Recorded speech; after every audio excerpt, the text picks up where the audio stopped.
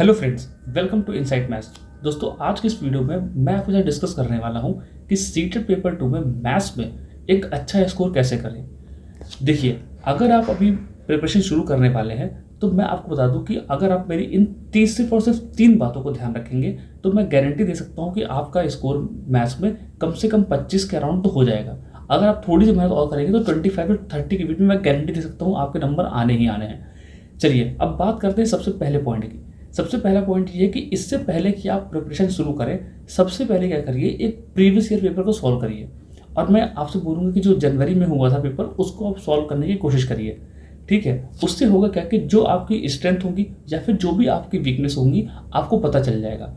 क्योंकि बहुत से ऐसे लोग होते हैं, उनके कुछ पॉइंट तो उनको आते हैं, कुछ चैप्टर्स ऐसे होते हैं जो उनके क्लियर होते हैं, लेकिन बाकी कुछ चैप्टर्स में उनको दिक्कत हो रही होती है। तो सबसे पहले वो करना क्या है कि पेपर सॉल्व करना है। उसके बाद आपको खुद से चेक करना है कि आपकी वीकनेस कहाँ पर है, आपकी स्ट्रेंथ कहाँ पर है। उसके बाद जो सेकेंड पॉइंट है वो ये है कि हम जब जान जाएंगे कि हमारी स्ट्रेंथ क्या है और हमारी वीकनेस क्या है, उसके हिसाब से आपको प्रिपरेशन शुरू करनी है।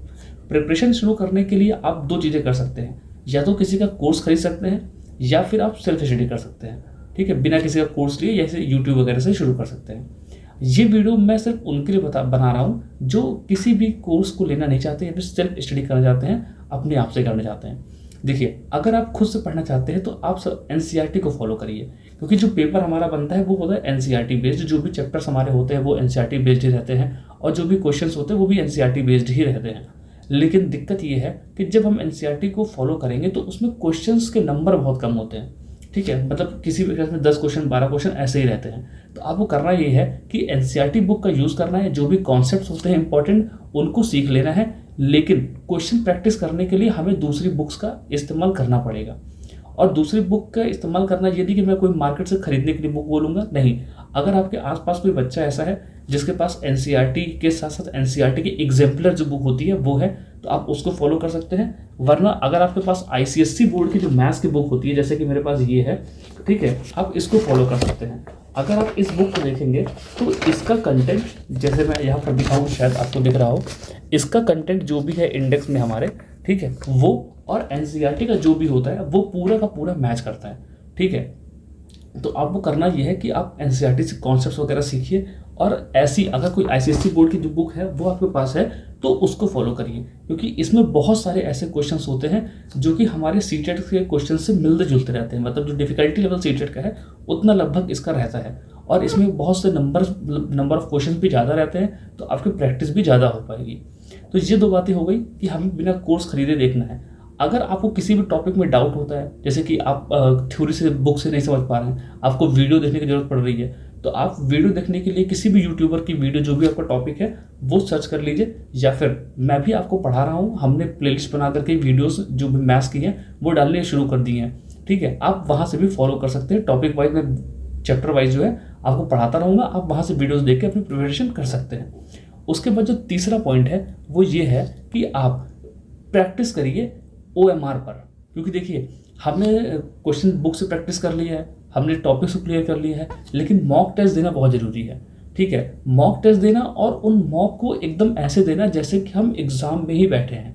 देखिए, बहुत से लोग होते हैं जो एग्ज़ाम जैसा होता है वैसे प्रैक्टिस नहीं करते। जैसे कि अभी हमारा सीटेट जो होने वाला है वो होना है ऑफलाइन बेसिस पर, लेकिन हम कंप्यूटर पे प्रैक्टिस कर रहे हैं या फिर लैपटॉप पे प्रैक्टिस कर रहे हैं वो मॉक टेस्ट देने की। तो अगर हम ऐसे प्रैक्टिस करेंगे तो ये हमारे लिए बेनिफिशियल नहीं रहेगा। आपको करना ये है कि मार्केट में जो OMR शीट्स आती हैं, ठीक है, उनको खरीद लीजिए। जो भी हमारा मॉक टेस्ट होगा आप उसमें से क्वेश्चन देख करके OMR शीट में फिल करके प्रैक्टिस करिए। ठीक है, देखिए मार्केट में बहुत सारे ऐसे मतलब अगर देखा तो ऑनलाइन भी है, और अगर देखें तो ऑफलाइन बुक्स भी आती है, जैसे प्रैक्टिस सेट हो गए, इस तरह के आते हैं। अगर आप चाहें तो बुक खरीद सकते हैं, या फिर ऑनलाइन अगर देखें तो टेक्स्ट बुक ऐप आता है, आप वहाँ से भी मतलब सीटेट का जो भी है वो ले सकते हैं, कोर्स वगैरह जो होता है, जिससे कि आपको कई सारे मॉक टेस्ट वगैरह मिल जाते हैं। तो आप वहाँ से क्वेश्चंस देखिए, लेकिन उसका आंसर जो मार्क कर रहे हैं अपनी OMR शीट में मार्क करिए, क्योंकि बहुत से बच्चों का तो एग्जाम ही छूट जाता है इसी चक्कर में कि OMR फिल करने में टाइम लग जाता है। ठीक है, तो जहाँ पर सिर्फ और सिंपल से मैंने 3 पॉइंट बनाए हैं, जिसमें पहला क्या है कि अपनी स्ट्रेंथ और वीकनेस को पता कर लेना है। दूसरा ये है कि उनको हमें क्या करना है, जो भी हमारी वीकनेसेस है उनको स्ट्रॉन्ग करना है। उसके लिए हम क्या करेंगे, एनसीईआरटी बुक्स को फॉलो करेंगे और ढेर सारे क्वेश्चंस प्रैक्टिस करेंगे। और तीसरा जो है वो ये कि हमें जो मॉक टेस्ट दे रहे हैं, मॉक टेस्ट तो दीजिए, लेकिन उनकी प्रैक्टिस जो हमें आंसर फिल करने हैं वो OMR में फिल करने हैं, क्योंकि हमारा जो एग्जाम होने वाला है वो भी OMR बेस्ड होने वाला है। तो यही सिंपल से 3 पॉइंट्स है जो कि आप फॉलो करेंगे तो मैं गारंटी दे सकता हूँ कि 25 से 30 नंबर तो आप गारंटीड ले करके आएंगे। ठीक है, तो आज की वीडियो में इतना ही था। अगर आपको किसी भी टॉपिक में डाउट होता है या फिर कोई ऐसा चीज़ है जो आपको समझ नहीं आती है साइंस में या फिर मैथ्स में, आप कमेंट कर दीजिएगा, मैं उस पर पहले वीडियो बना दूंगा। वैसे भी मैथ्स की सारी वीडियोस मैं लाइन बाय लाइन लेके आ रहा हूँ। ठीक है, आप वहाँ से भी देख करके अपनी प्रिपरेशन कर सकते हैं। तो आज की वीडियो में इतना ही, मिलते हैं अपनी अगली वीडियो में। आई होप आपको वीडियो अच्छा लगा होगा। अगर कोई डाउट रह जाता है फिर भी तो आप कमेंट सेक्शन में लिख सकते हैं, मैं आपके कमेंट को जरूर पढ़ता हूँ। तो मिलते हैं अपनी अगली वीडियो में, तब तक के लिए बाय बाय।